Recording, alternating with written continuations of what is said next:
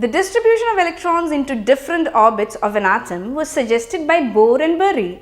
The following rules are followed for writing the number of electrons in different energy levels or shells.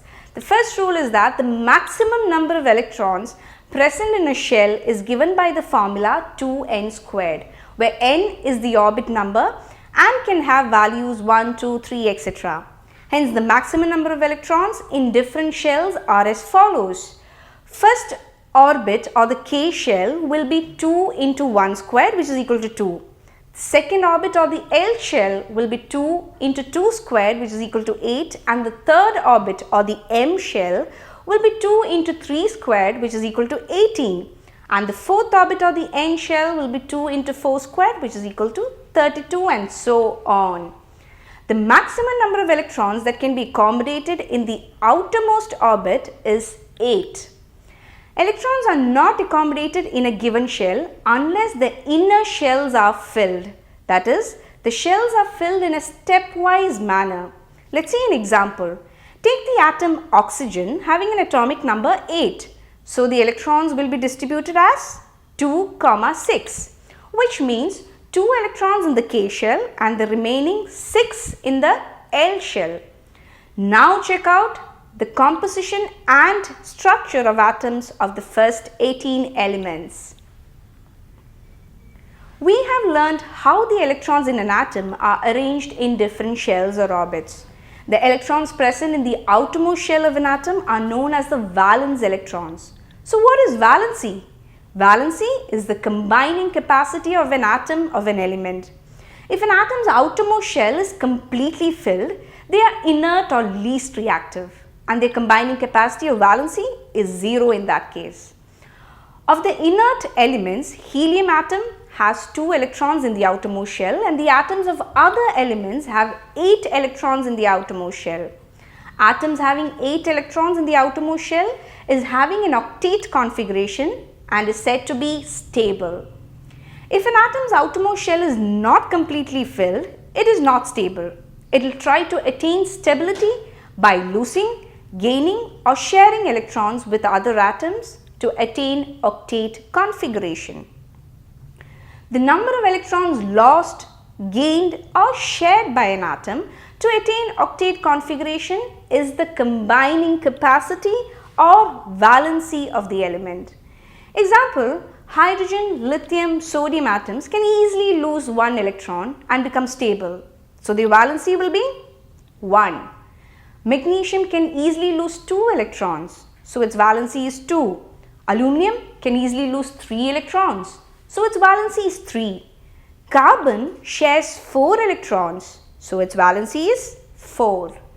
Fluorine can easily gain 1 electron and become stable, so the valency of fluorine is 1, and oxygen can easily gain 2 electrons, so its valency is 2.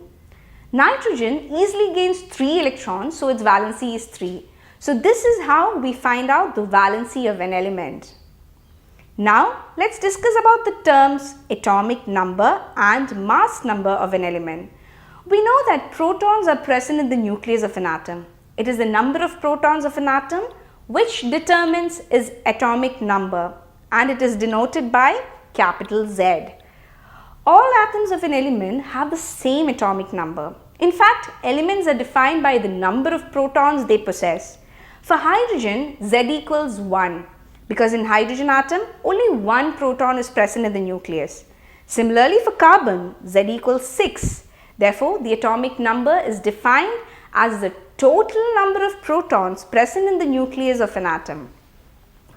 After understanding the properties of the subatomic particles of an atom, we can conclude that mass of an atom is practically due to protons and neutrons alone.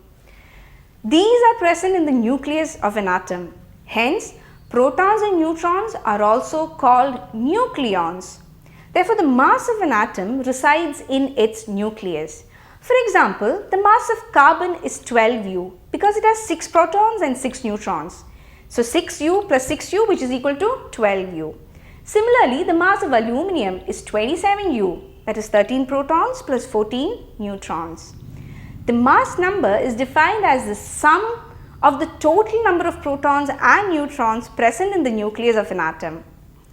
In the notation for an atom, the atomic number, mass number and symbol of the element are to be written, and it is written as the symbol of the element with the mass number as superscript and the atomic number as subscript to the element. In nature, a number of atoms of some elements have been identified which have the same atomic number but different mass numbers.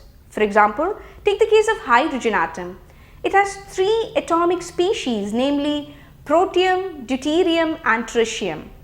The atomic number of each one is 1, but the mass number is 1, 2 and 3 respectively. And such atoms of the same element having the same atomic number but different mass numbers are called as the isotopes. When an element has an isotope, the mass number can be calculated by the different proportions it exists in. For example, take 98% of carbon 12U and 2% of carbon 13U. Therefore, its mass number is calculated as 12 into 98 by 100 plus 13 into 2 by 100, which is equal to 12.02U. This does not mean that any carbon atom exists with the mass number of 12.02U. If you take a certain amount of carbon, it will contain both isotopes of carbon and the average mass is going to be 12.02U. Some isotopes have special properties which find them useful in various fields. For example, an isotope of uranium is used as a fuel in nuclear reactors. An isotope of cobalt is used in the treatment of cancer. An isotope of iodine is used in the treatment of goiter. Now, let us consider 2 elements. Let's take calcium having an atomic number 20 and argon with the atomic number 18. The number of protons in these atoms is different. Did you notice that? But the mass number of both these elements is the same, which is 40. That is, the total number of nucleons is the same in the atoms of this pair of elements. Such atoms of different elements with different atomic numbers which have the same mass number are known as isobars. Okay, so now let's summarize this section. The distribution of electrons in the different shells was suggested by Bohr and Bury, and the maximum number of electrons in a shell is given by the formula 2n squared, where n is the number of the shell. Valency is the combining capacity of an atom of an element, and the electrons present in the outermost shell of an atom are called as the valence electrons. The atomic number of an element is the number of protons present in the nucleus of the atom of the element, whereas the mass number of an element is the sum of the number of protons and the neutrons present in the nucleus of an atom of the element. And what about isotopes? Isotopes are atoms of the same element having the same atomic number but different mass numbers. So what's going to be isobars? They are atoms of different elements having different atomic numbers but the same mass numbers.